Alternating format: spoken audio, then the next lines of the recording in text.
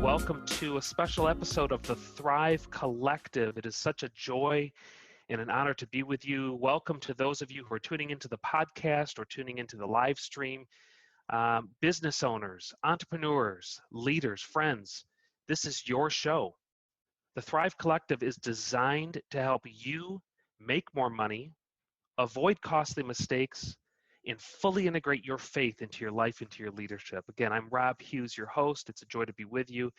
Today we have a special guest with us. I'm telling you what, guys, there's several books, and I read a ton of books.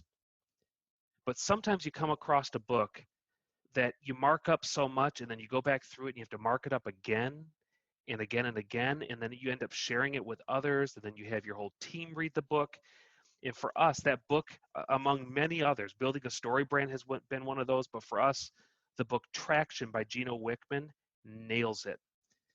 If you're an entrepreneur that is running a business, even a solopreneur for that matter, there's gold inside of this book, the entrepreneurial operating system for how to run your company more effectively. And today, I have professional EOS implementer, expert, and friend Jeff Jackson with us on the call. I'm excited to defer to his guidance and leadership as we discuss how to really hold effective meetings.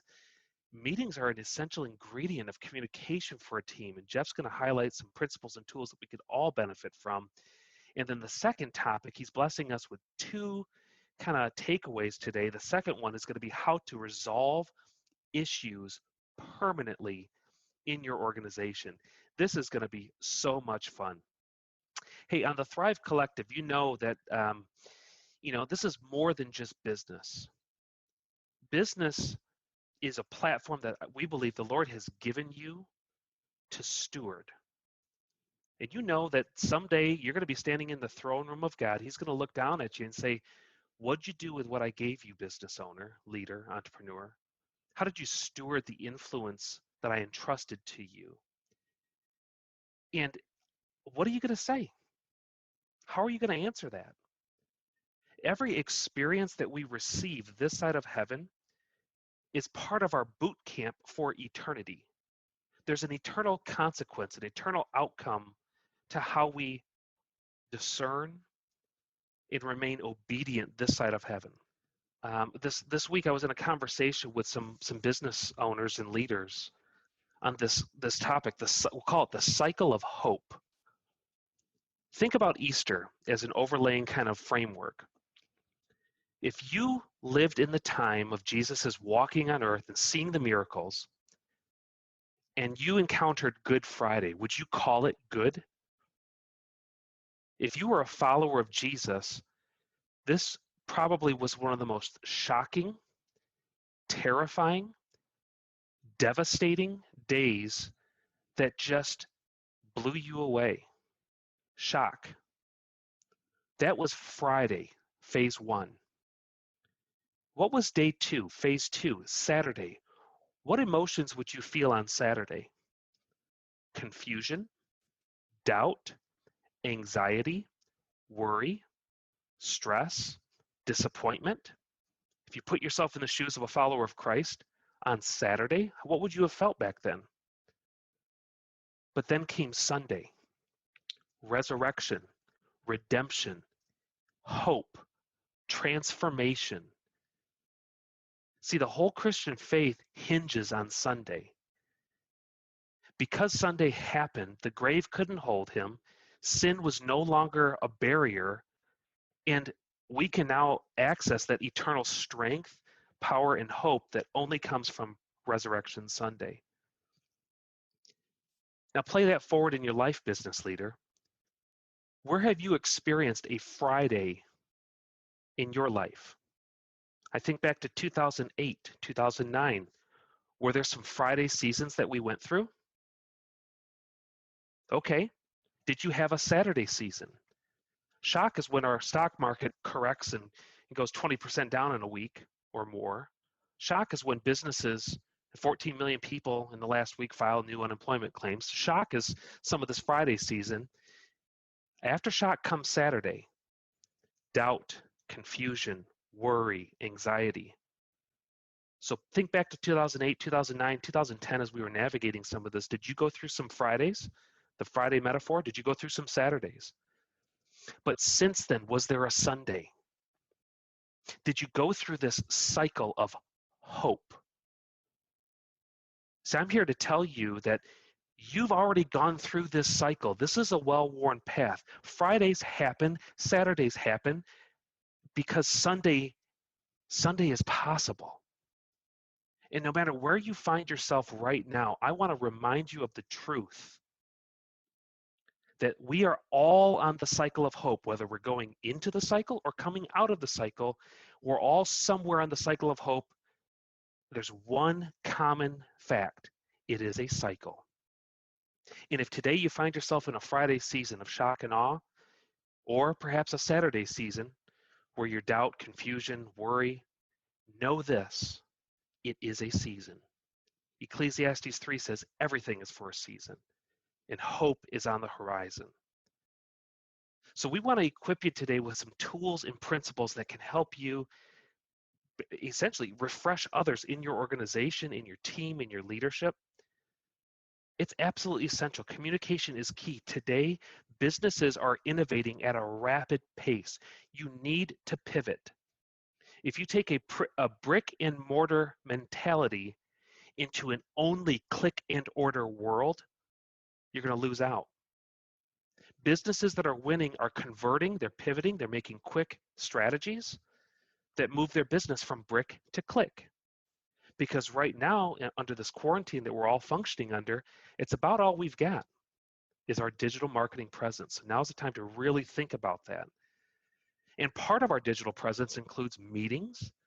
We can't just let our businesses close up shop. We still have to pivot and make decisions as a leadership team. So the topic of effectively run meetings and agendas and how are we going to do this most effectively in the digital world, it is absolutely a relevant topic. I'm so thrilled to have Jeff on the podcast with us today to talk about.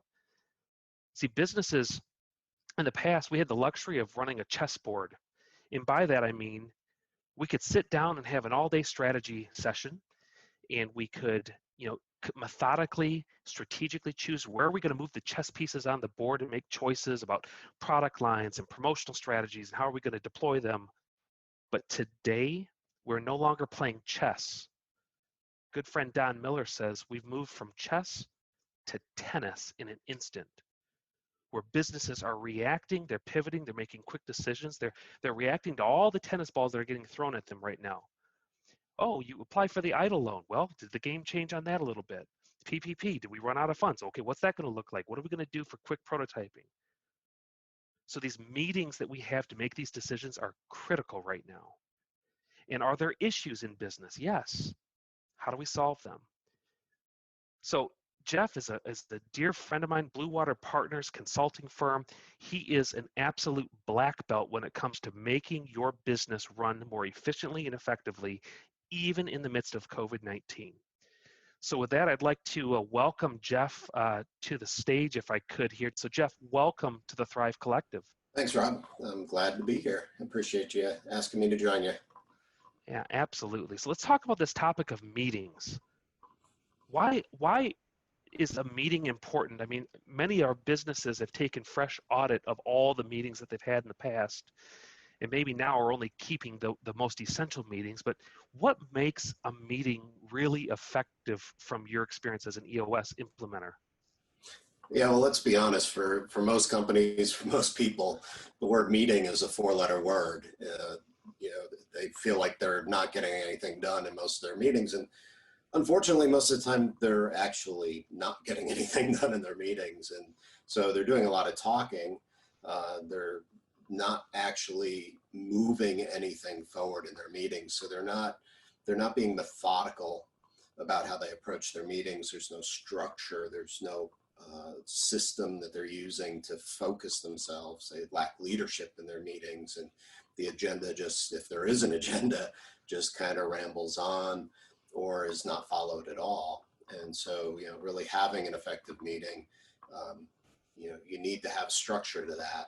And, some clients, we suggest a 90-minute weekly meeting with the leadership team, and I get pushback from a lot of clients that say, 90 minutes, I don't have that kind of time every week. And I remind them that if you're not meeting regularly and having effective meetings, you're essentially allowing the business to just wander and allowing everybody to just wander, and you don't end up on the same page together. And so you have to have those meetings. And 90 minutes a week for 50 weeks is less than 4% of what your total time in your business. And in your typical business week, if you're working 40 hours a week. And so do you not have 4% of your time to actually work on your business instead of being consumed by your business? And that's what we focus on. Isn't that interesting? It's this idea of sharpening the saw, of taking some time, not working. I love how you say not working in your business, but rather working on your business, and having a sense of this EOS framework and being an EOS, kind of driven company ourselves. We've adopted and kind of self-implemented the EOS system.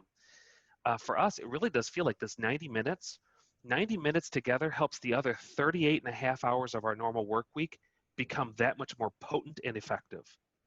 So taking the time to strategize first, it makes us way more effective when it comes time for game day of the actual, the work that we do. So what does this look like? How do we even, as business owners and leaders, what should we do to structure this time together? Well, first, we talk about a meeting pulse, and, we're focusing today on sort of the 90-minute leadership team meeting, sometimes 60-minute meeting, departmental meetings, but it's really establishing a meeting pulse for your business so that your time together is actually what's driving your business forward. It's truly like your heartbeat, right? It keeps the blood moving through the business. So, in this context for this meeting, the meeting pulse, you want to have your meetings on the same day. You want them every week. You need them to be the same time every week. You want them to follow the exact same agenda every week. You want to start on time and end on time. And so really what we talk about when we start on time, we follow the tenet of on time is late, 5 minutes early is on time. So be there 5 minutes early, having thought about what the meeting needs to look like and what you need to talk about, catch up for a couple of minutes and be ready to go when the clock strikes 8, if it's 8 o'clock or 9 o'clock on a Tuesday morning. Every Tuesday morning, have that time. And it seems silly and pedantic, but if you don't apply that structure, it's just going to eventually backslide. It's going to devolve into an ineffective meeting. You're going to stop having the meetings. And so you're building accountability and discipline just by keeping that structure of the meeting. Same day, same time, same agenda, start on time, end on time. I think it's essential for the predictability of that. And I love the recurring rhythm here that we talk about of having same time, start on time, predictability, reliability. Here's the thing, like in business, like we can be very, very busy serving client needs and ideas that pop up throughout the day. It would be tempting. In fact, I've worked in cultures before, maybe even contributed to cultures before, where you get the knock, knock, knock. Hey, got a minute? Knock, knock, knock. Hey, got a minute? Could fill up your entire day. And if we have this recurring time that's on the calendar that the entire team is clear on, the leadership team is clear on, it becomes a placeholder. We know that we'll have a time to review that important agenda item with the people that matter. I'll know at that time they are giving their full attention to the agenda item and aren't scattered trying to take care of their own priorities that compete throughout the time. So these meetings are absolutely essential. And as we've pivoted now from the brick and mortar to click and order, from brick to click, there's nothing that should hold us back from having these gatherings and meetings, even through Zoom or online platforms, right? That's what we're doing, as a team. So when we implemented EOS, it truly transformed our business. And the meeting structure is considered sort of the linchpin in the entire model. It's in helicopters, the thing that holds the rotors onto the helicopter, it's called the Jesus pin. It is the single most important thing on the helicopter, because if it's gone, the rotor goes this way and the helicopter goes that way. So, rotor goes up, helicopter goes down. So these meetings are the linchpin in everything you're doing in the business. And so for us, we realized we weren't solving issues weekly. We were letting them kind of go on. We'd have hallway conversations, the drop-in conversations, and we weren't actually accomplishing anything week to week. And so when we started doing these, we were now setting up our issues, prioritizing, and we were knocking down 2, 3, 4, 5, 6 issues a meeting, and it was vital. So when this hit and we all ended up at home, we're like, we are going to continue meeting. And so we meet just like we're meeting now.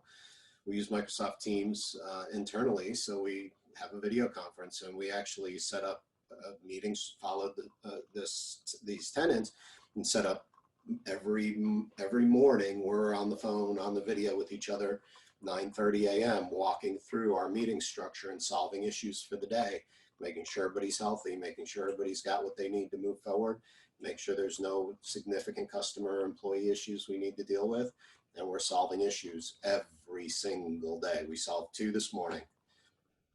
Love it, love it, love it. And again, you really follow and advocate the EOS framework based on Gino Wickman's traction book.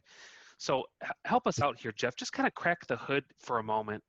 Give us an inside view. What would be some pro tips and some of the essential ingredients that you would advocate in the EOS run business for an effective meeting? What does it look like under the hood of these meetings? Yeah, so what I love about the EOS meeting structure, and we call it a level 10 meeting because at the end, you actually rate the meeting on a scale of 1 to 10, whether it was effective or not. And so within the level 10, the way it's structured, it solves the problems with meetings essentially. So we open up with a segue, give a personal best, give a business best since the last time we met, which just kind of transitions your brain, gets you from whatever you were dealing with a minute ago to, in the business to, okay, it's time to work on the business. So it's a mental tick. The other thing it does is it builds a heart of gratitude. May seem silly in a business context, but that's what we're here for. It builds that heart of gratitude where I've got to come up, and it's been hard the last 4 or 5 weeks to come up with a personal good news and a business good news. Personal a little better, everybody's healthy. That's an easy one. Business good news, we're talking to people, but it changes you and makes you more grateful for where you're at, what you have. The second piece that I really love is there's a section where we just report on our scorecard performance, our to-dos, our quarterly rocks, our top priorities for the business and personal. And we only report on it, on track, off track. If it's off track, we drop it down to the issues list. And what I love about this, think about the meetings you're in where, hey, Joe, did you finish up the proposal for XYZ company? And just, well, I started working on that, and then Carol needed me for this other thing, and all of a sudden you're in a conversation about the other thing. And what's happened there is your meetings got hijacked by something that's more than likely not the most important thing for your management team to be talking about today, right? And so you get off track, and that happens once, twice, 3 times. Your meeting's over. You never got down to prioritizing issues and solving them, which is the most important piece of that meeting. So opening with a segue, get me from working in the business to working on the business, reporting on my scorecard, my to-dos, my employee and customer highlights, fleshing out issues, dropping them down into my issues list without discussion.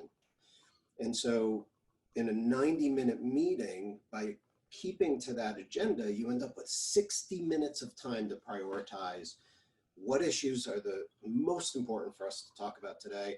Let's identify them at the root, discuss them well, and solve them so they're once and forever. Love, love, love that. I'd love to kind of get into what does the IDS look like through the lens of EOS. And as many entrepreneurs that are listening into this podcast, you're probably thinking the same thing. Scorecard? What is that? Like, you want to lean in. How do you even create a scorecard? Maybe, Jeff, in the future, we could have you back on the show and kind of highlight specifically how to build an effective scorecard. Being an EOS run business or running on the EOS operating system, I know that you would say every person has a number. Every position has a number on the scorecard. And from our perspective, lead measures are essential that lead to the lag outcomes. Lead measure like diet and exercise. Lag measure is how much do you weigh? So are you measuring the right things in the first place? And maybe that's a future episode that we could dive into. I'd be very curious to explore that with you. Thoughts that you have on the meetings as we kind of talk about identifying and discussing and solving issues as well. Anything else that you would suggest or recommend to us on the meeting front as well, Jeff? Well, on the meeting front, before we dive into issues, we close our meetings where, and again, it seems silly to me at first, but we close our meetings by recapping our to-dos. So as we've solved our issues, which we'll kind of get to next how we do that, as we've solved those issues, they result in things we have to go do. And so we capture to-dos in the meeting.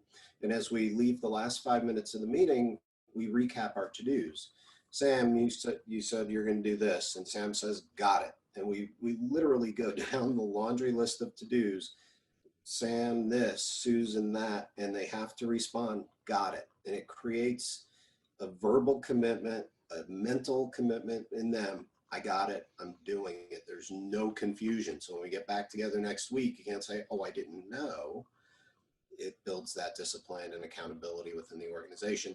Then we look at any cascading messages. Did we decide anything here today that we need to get out? And then we talk about how we're going to do that, create a to-do to actually cascade the messages. And then we rank our meetings, rate our meeting on a level 1 through 10. And if we didn't get to a 10, we give a reason why.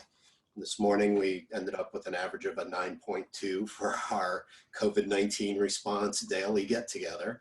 And the question was, why wasn't it a 10? Well, we kind of rambled in this portion of the meeting. We didn't stay focused enough. And we're down to, picayune little things. We kind of rambled a little bit here and didn't stick to our focus well. And that gives feedback for future meetings so that you're constantly seeing that improvement. So moment of truth, Jeff.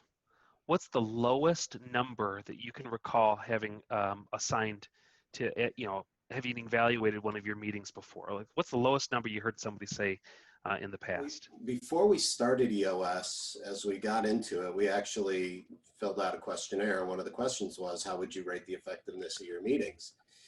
And we were down around a 2.5. Oh, ouch, ouch, ouch. I'd crawl under a rock at 2.5. Yeah. I think the highest we rated, the effectiveness of our meetings before EOS was maybe a 4, but the average ended up around 2.5. And so it just, we didn't have, we didn't have a meeting pulse. We got together infrequently, had some sort of cadence. And then we really didn't have a strong agenda. And so we weren't effective. Didn't mean we weren't solving problems, wouldn't mean we weren't succeeding. Our meetings were just ineffective, and it was limiting our ability to be a great company. And so once we started in EOS, our meetings were around a 6 or a 7, because it takes a little time to get good at this, right? And so probably for a month, we hovered around 6, 6.5. And mostly a lot of that was on me as the integrator for my firm running the meeting well. And now we're consistently 9 and above. It's rare that we rate our meetings at an 8. And usually that's because some emergency blew up and we broke our own rule and kind of didn't stick to our meeting. So it's just beautiful. The transformation from a 2.5 to above a 9. What about a transformation? Think about this, business owner, leader, entrepreneur, for your business, your organization. Where would you rate yourself today on a scale of 1 to 10, the effectiveness of your meeting? And quite frankly, maybe your number's irrelevant. We should really ask your team. What would, if we pulled 3 of your closest leaders together and asked them to rate, what average number would they come up with? So truly, and what would it look like? Imagine what it would be like, even if you could just increase that effectiveness of your meeting by 20%, 30%. Imagine the ROI that could offer the productivity of your firm. It could be absolutely huge, huge. And I know much of this is discussed in the book Traction. In fact, we're going to say this at the end. Jeff is kind enough. He's actually giving away a free chapter of the book Traction. If you go to hughesintegrated.com/traction, you can download a free first chapter of the Traction book yourself, and enjoy that. It is designed for you to be a resource, to be helpful. And of course, we'll connect with the information how you can reach out to Jeff if you got further questions. This is what he does. He is a professional implementer helping businesses set these agendas and keep to them. And I think about the meeting pulse. What issues arise in businesses? Well, erratic meetings, you're not sure when they're going to be, you're not prepared for them, or people just ramble on. All of those issues melt away with this format, the L10, the level 10 meeting. Everybody knows in advance what's on the agenda. Everybody's got very committed action steps that they're accountable for. There's clarity across the board, and minute by minute, it is laid out for you. It's a proven train track to run on that will help your business not only survive in COVID-19, but thrive on the back end of it. It's awesome. So speaking of some of these issues, Jeff, you alluded to, there's a placeholder for us to identify, discuss, and solve issues. What does that look like for a business? Why is issue solving in a meeting important, and what steps would you recommend? Yeah, so obviously issue solving for any business is the most important thing. You can't be a great business without solving issues. The problem with a lot of companies is they don't even know that they have issues or what their issues are, because there's no way for the issues to come up out of the organization. There's no place for issues to be tracked and kept in front of the business. And there's no prioritization of which issues should we be working on. So this is the EOS model. And at the top of the EOS model, you have 3 of the 6 key components. And that's vision, people, and data. And most companies are on a scale of 1 to 10, hovering around 2 to 4. As far as strength in these key components. And when you have a strong vision that's 100% understood and followed by all, shared by all, and when you have data, when your business is running on data, facts and figures versus gut feel and emotion, which unfortunately most businesses run on gut feel and emotion. And when you've identified and clarified your people issues, so when you're strong in your vision, people, and data components, all the impurities and imperfections in your business surface. They come to the top. It creates clarity, and it creates, you're able to see into your into your business. And so you start to see and gather all these issues. And we capture those issues on a number of different places within the EOS model. But really, we establish an issues list, and we track that issues list. And so the first thing is to keep an issues list. When your business is strong and the issues are coming up, you have a place to park them. Just getting them out of your brain, out of the brains of your people, is cathartic. It's settling. It's silly, but it's almost feels like an accomplishment just to get them out on paper. And so you create that issues list, and from there we work in what we call the issue solving track, and it's short IDS, which stands for identify, discuss, and solve. And so what that looks like in a level 10 meeting, in an effective meeting, is as a group, you review your issues list, and I walk through the issues. I literally read off every single issue word for word. I pause. I ask the team, are there any other issues we need to add to our issues list before we prioritize? Add any other issues. Then as a team, we decide what's the first, second, and third thing, most important thing on our issues list that we need to talk about and solve today. We select 1, 2, and 3, and we start with number 1. And so the first step is to identify. We want to identify the issue at its root. We want to be solving root cause issues. We don't want to be solving symptoms. So we dig. We ask why, and we dig down to this is the root of the problem. We state it clearly in one sentence, and then we go into discuss. And in discuss is where most management teams are really, really good. They love to discuss and discuss and discuss and repeat and repeat.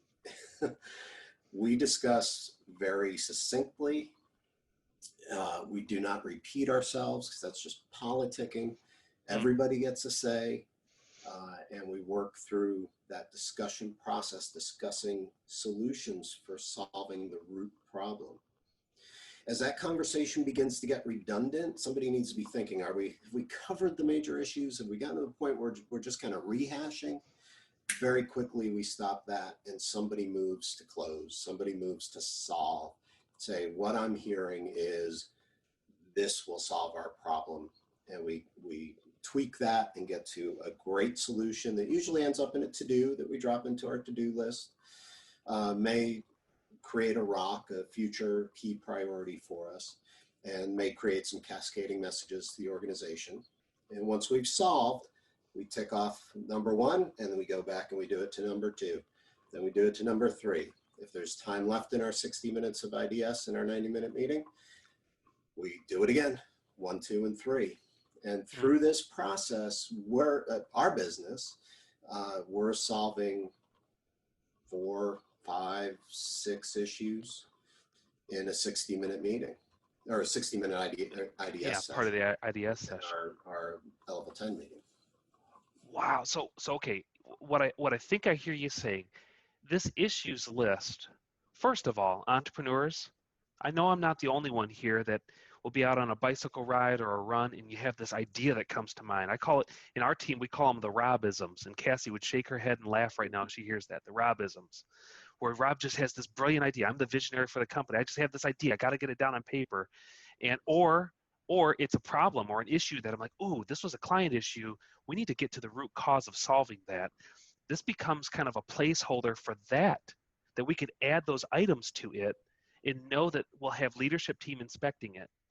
Now, full disclosure, sometimes we'll add something and we don't have priority to get to it that week, and the issue solves itself, fades away over time. But you're right, it was cathartic to at least put it down on paper and know that it's going to get attention, and either it becomes something the team does vote on and resolves, or it naturally fades away. And we might have 10 or 15 issues on at a particular time. I don't know if your team has seen this as well, Jeff, but what you're saying is we're really voting on what are the top 3 issues that we want to tackle, the 1, the 2, the 3. If we have time, then we'll go to 4, 5, and 6. But really, every week we know on a recurring rhythm that we're going to be with laser-like focus solving the top 3 issues. What business wouldn't want that? To have the operating system in place that knows that the highest and best use of your leadership minds are going to be resolving issues permanently because this process is there. It's huge. It's huge. So what other advice might you have for us, Jeff, on this idea of the issues solving track? Where do you guys kind of keep this visible? How do you share that in the virtual sense with each other? Is it like a Microsoft Word document, or where do you guys kind of harvest and house that information? Yeah, we use a platform called Traction Tools, which is built for companies that run EOS. We've also used 90.io, which is another one. Those two are very EOS specific. And so they allow anybody in the organization to actually click a button and add an issue to an issue list on any level 10 meeting that we have. We've got 6 or 7 level 10 meetings that happen weekly within our organization to keep everybody on track. Some of them are only 60 minutes, some of them are 30 minutes, and our leadership team is a 90-minute meeting. So we use that platform. You can use Google Docs. You can, any shared space is really up to the company, but it's, I think one of the things that I probably didn't clarify well enough is if everybody in the organization doesn't have an outlet to bring up an issue, you've got an issue. Ooh. Right? You need yes. You need everybody in the organization to feel comfortable going, hey, I see something. And to clarify, an issue could be an opportunity. The issue is there's an opportunity we haven't capitalized on, right? And it's not, these aren't bad things only. It's opportunities and ideas and things to explore and decisions that need to be made about this or that. It doesn't necessarily have to be a bad thing that they're bringing up, but you have to have have a culture that's open and honest, that people can say, hey, I see an issue, and then we're going to talk about it. Yeah, absolutely. I mean, this is just gold. Entrepreneurs, business leaders, as you're tuning in, we're talking about creating an ecosystem of accountability, of clear communication, of traction within your organization. You deserve to get the most out of your business and your team. And this is a framework that you can simply plug in to your existing team to boost the effectiveness of every meeting, communication, alignment, goals. It's awesome. It's awesome. And so we're going to open up the lines here for questions from Andy, Ben, Chuck, Janet. If you've got questions, you have joined us on the live stream here. But I also just want to encourage, those of you that are listening. Jeff, clearly we're going to be, saying how we can get in touch with you. Just at the 50-yard line here, though, remind us if somebody would really like to talk with you about professional grade implementation of EOS in their organization, what's the best way to get a hold of you on that? Shoot me an email, jeff@bluewaterpartners.com. We'll put, share my contact info. I get phone numbers and everything else, but jeff@bluewaterpartners.com is the best way to get a hold of me. And, this is a piece of the EOS process, the EOS structure and system. And as a professional EOS implementer, I work with entrepreneurial leadership teams to help them to basically get what they want from their business and their lives. And really, we focus on three things we call vision, traction, and healthy. And vision is really just getting everybody 100% on the same page with where you're going and how you're going to get there. Traction is just establishing accountability and discipline within the organization so that wherever you look in your company, you see people executing on your vision. And healthy is just creating openness and honesty and vulnerability on the management team and the leadership team, because most of the time they're not open, honest, and vulnerable. And so we believe, and it's proven, that as goes the leadership team, so goes the rest of the organization. And so we press those concepts down from the leadership team level. And this is just a part of that whole ecosystem, that proven process with very, very simple tools like this one to help you get what you want from your business. Yeah, absolutely love it. So we're going to open up the lines here for questions so we can have a real-time dialogue. Again, for those of you that are joining us on the live stream here, you're welcome to ask a question of Jeff. It could be on topic, or it could be anything that you're really challenged with right now. You basically got two consultants that are giving you our undivided attention to help you solve your issues. So feel free to tap into that as you discern to be helpful for your organization and business. In terms of kind of queuing you up here too, I'll put Ben. Ben, we're going to have you be first. Then we'll bring Chuck up. Janet, if you've got a question, and then Andy, you could close us out with a question if you had one as well. I'll start with a quick question. Departmental L10s. So if an organization has a leadership team, Jeff, and they meet for an L10, you said you've got about 4 or 5, 6 different L10s that happen throughout a week. How does a department L10 meeting feed up into the parent L10, if you will, the larger organization? So just some reflections that you have as well. That'd be great.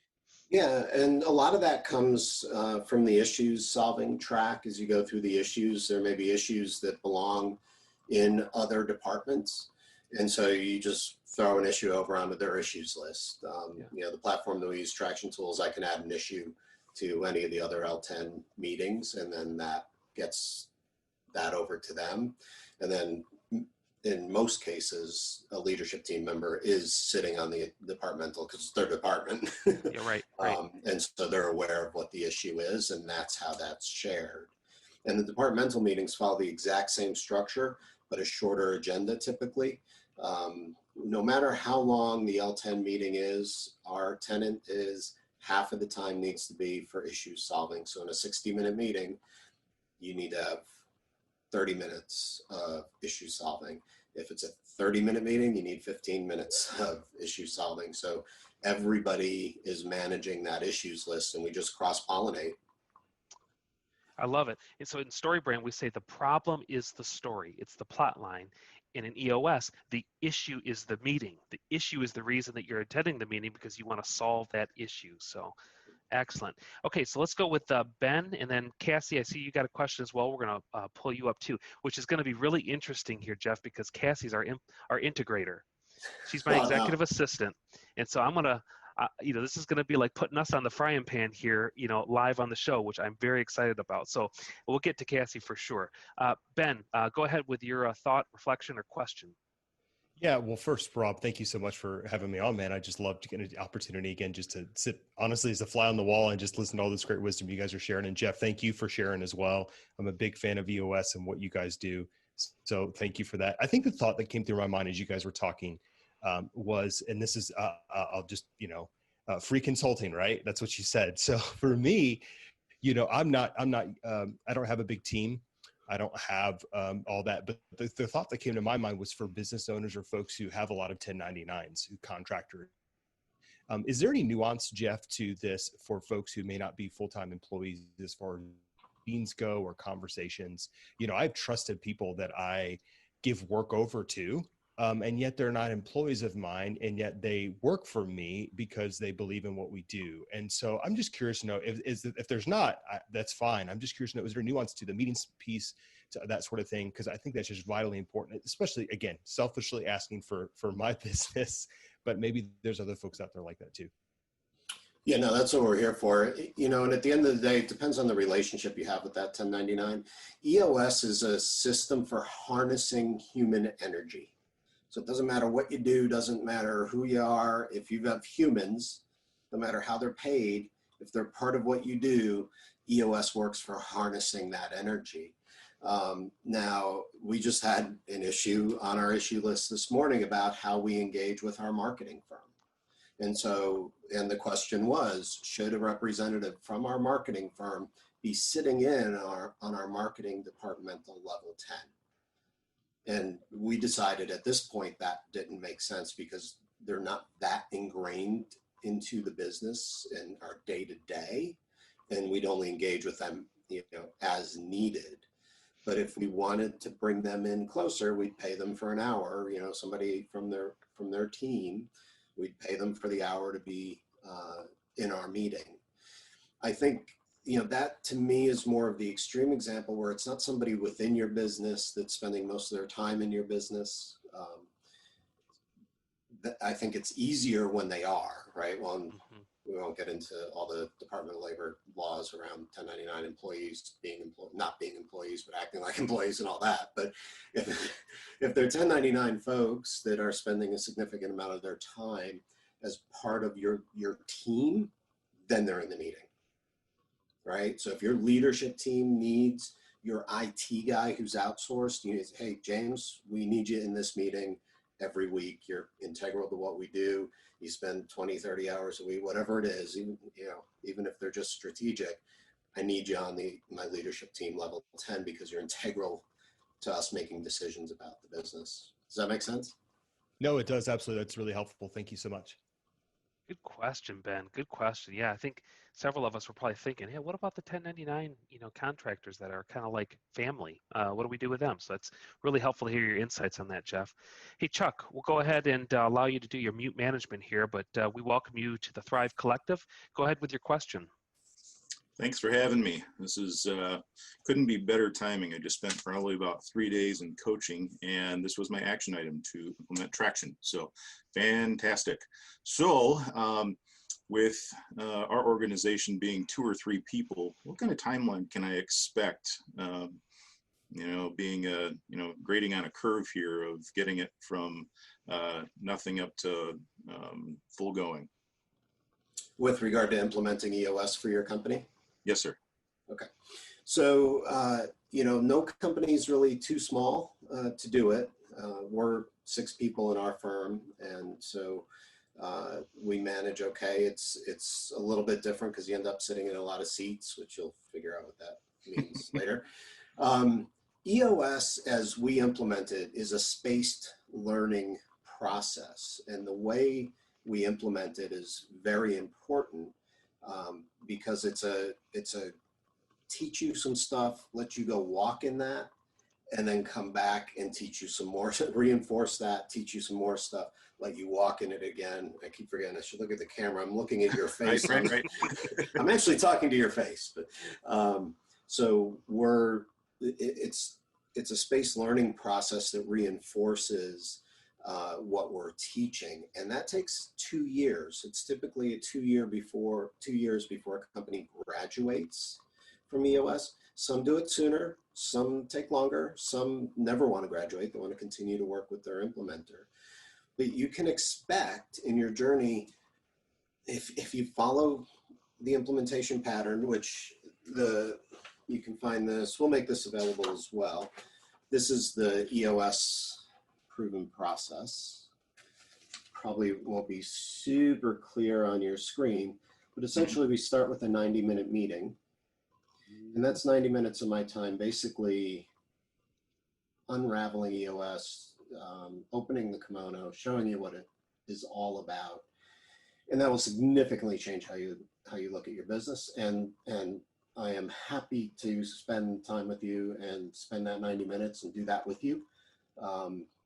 No worries, it will help you a lot. Then we move into a focus day, and the focus day we build, we focus on the accountability chart, we focus on establishing rocks, we talk about hitting the ceiling and kind of teach you some of the things that keep businesses from being successful and how to overcome that. And that's where we start to build accountability and discipline within the organization for accomplishing your goals. And then we move into building your vision, building marketing plan, setting 10-year plan, 10-year targets, 3-year picture, 1-year plan, 90-day rocks, establishing your issues list and getting you kind of going. And that process takes, in a professional implementation, that process takes 60 days. And we meet 3 times over 60 days to do that. And then you're kind of in execution mode. And then we have quarterly touch points and a 2-day annual. And that we do that over a 2-year period to implement. Now, self-implementing,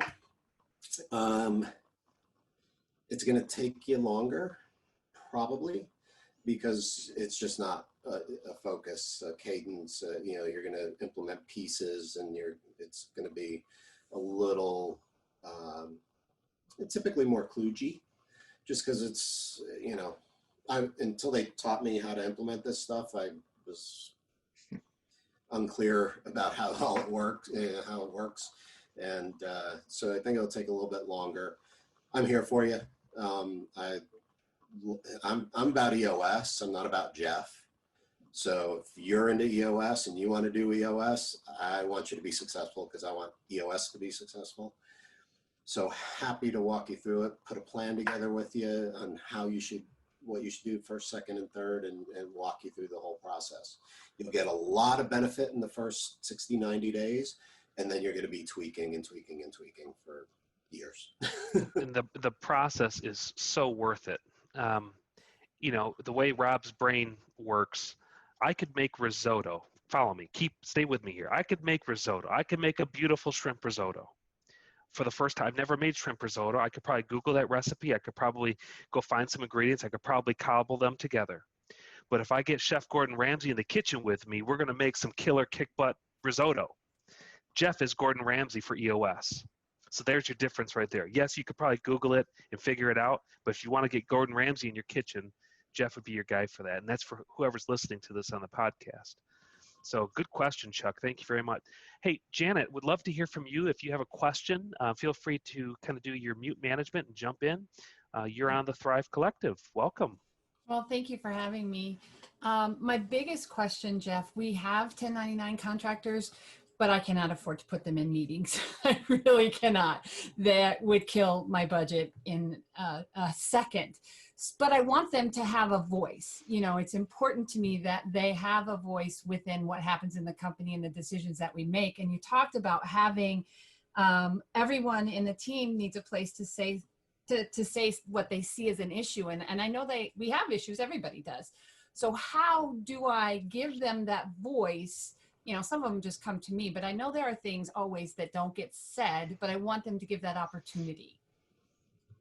Yeah, so, part of we're taking a piece of the EOS model, which can be a little dangerous, right? Because in order to enable that voice, everybody has to understand where we're going, how we're getting there, and establishing a 90-day cadence of key objectives that we call rocks, establishing those key priorities that everybody's working toward, holding them accountable to to-dos, and then, that everybody's on the same page and going the same direction. They know where they're going, where the goal line is. You've got data to track how you're doing against those things, so everybody's informed of how the business is doing. And you don't have people issues, meaning you have all the right people in all the right seats. You've identified the seats that you need for the organization to be successful, and you've got the right people in those seats. And by right people, these are the people that espouse your values that you've articulated in your vision, right? And so when all those things align, you get really good issue development, right? And so, because I think about, I'm cautious about saying, just create a list where people can go and complain, because that's what'll happen, right? Right, exactly. That's what'll happen, because the organization hasn't set clear values, hasn't set a clear core purpose or core focus for the business. They don't have a 10-year target. They don't have a 3-year picture. They don't have a 1-year plan. They don't have 90-day rocks. So nobody really knows where they're going or where they are in the journey. And we're not using data to paint that picture. You can't get good issues out of the organization when you're weak in your data, people, and vision components, right? Okay. So that's a big caveat to say. When you're strong in those components, then it's just mechanics. How do I establish a place in my organization where people who don't get to talk to people as much can raise their hand and say, I think we have an issue. That's just the logistics issue of create the Google Sheet or wherever to share those issues. But also remember, as you solve those issues, you need to cascade those messages out to the organization. Right. And that happens at least quarterly. As we go through this, we give quarterly updates, quarterly state of the company, where the visionary and the integrator get on stage, if you will, and share how the company's doing versus its objectives and its goals. And then so you've got strength in all those components, then you get good issues. If you don't, you get a complaint list or a suggestion box, and we all know those go nowhere. Right. Yeah. Right. And knowing a little bit about Janet's organization, her operation, I love Jeff's suggestions of scalable forms, like a Google form or Google Docs, some kind of placeholder that people can voluntarily opt in and give those issues, kind of nominate those issues. And then maybe as that is scalable, maybe some scalable way that Janet kind of relays the solution to that, or, thank you for nominating these issues. Here's what we did with that out of our leadership team meeting. Finding a scalable way versus hiring everybody to be all eyes in. Right. And I would also be surprised if as loyal as some of her team is, I would be surprised if some of them would voluntarily opt into a 30-minute IDS session as a volunteer optional thing only. If they wanted to really be part of it, I'd be surprised if there wouldn't be some people that voluntarily opted into something like that in order to make the ecosystem that much stronger. So, hey, Janet, thank you so much. It was a great question and really good to see you. And we'll pivot over to Cassie. Now, guys, I'll tell you what. Cassie is my executive assistant. She's the integrator of our EOS framework. I read the book, loved the book, but we did not take it seriously until Cassie read the book and said, we're doing this. Okay, Cassie, I'm very curious. I don't know Cassie's question. I don't know what she's about to ask, but I could tell you I'm very interested, just like all of you listening right now on the podcast. So go ahead, Cass. Jeff, do you have advice on how to deal with living with a visionary? Well, I'm joking. For me, it's alcohol. Lots and lots. No. It doesn't really match up with our core values, but yeah. No, my question is, and we love that the level 10. It's really changed us. In the IDS, we identify the problem, we discuss it. I have an issue with solve. Like, how much time do you spend solving something before you say, okay, we've identified it. Maybe the whole leadership team doesn't have to, like, does that make sense? Like, how much time do you spend on that solve before you're just like, this isn't relevant anymore to the whole leadership team? Yeah, and most of that is you're probably not solving at that point. You're probably still discussing, and so you need to draw that down. And it's really the integrator's job. It's our job to land the plane. And I use that analogy a lot with the team. Say, guys, I think we've circled the airport now 2 or 3 times. We have to land the plane. Can somebody move to solve? Or what I'm hearing is this. Can we land the plane here? Knowing it might not be perfect, it may result in some to-dos to go figure out the details, but we've gotten to the point of redundancy in our discussions. And I like is the discussion redundant? The minute somebody repeats themselves, I'm like, ding, ding, ding, ding, ding, ding, right? Because that's politicking at its worst. At best, we're just still painting the same fence post over and over again. So if you're struggling in the solve, you're probably still discussing. And so you need to land the plane and say, this is where we're going to land the plane. And you don't need to know every single detail of that solve.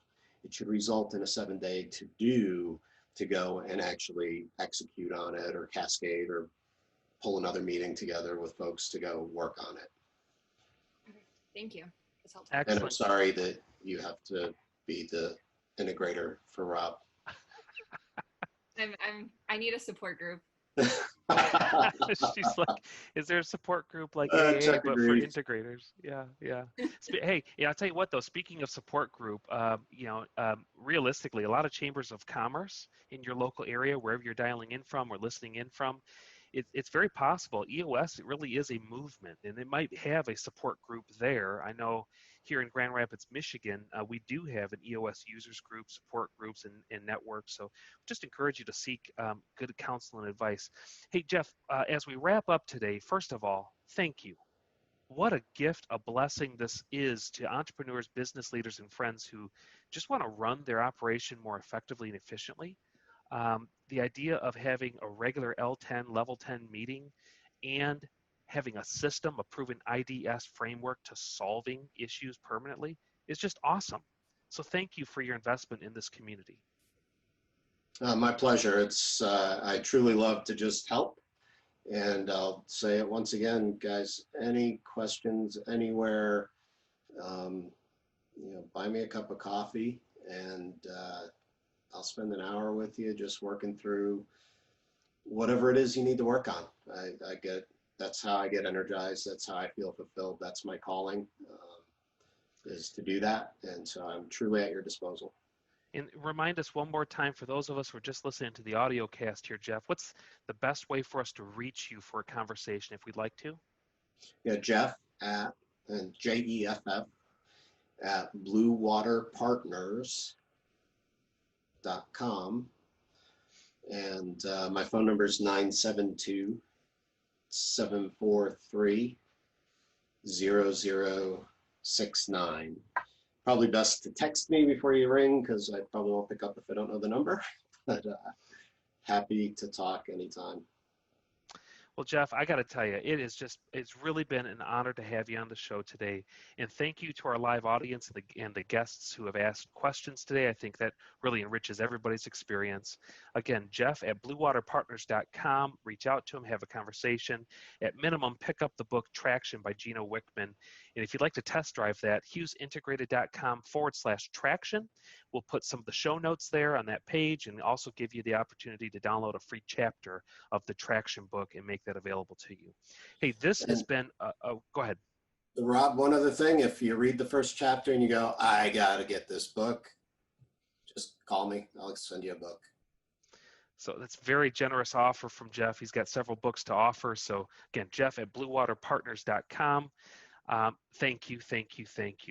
Thrive Collective community, remember, this is your podcast. The Thrive Collective exists to be a home plate for you, to help you make more money, avoid costly mistakes, or in today's episode, wasting a bunch of time in ineffective meetings. We're going to help you avoid that. So avoid costly mistakes, and then also fully integrate your faith into your life and leadership. I'm Rob Hughes, your host. It's been an honor to be with you. We'll see you at the next episode. Take care.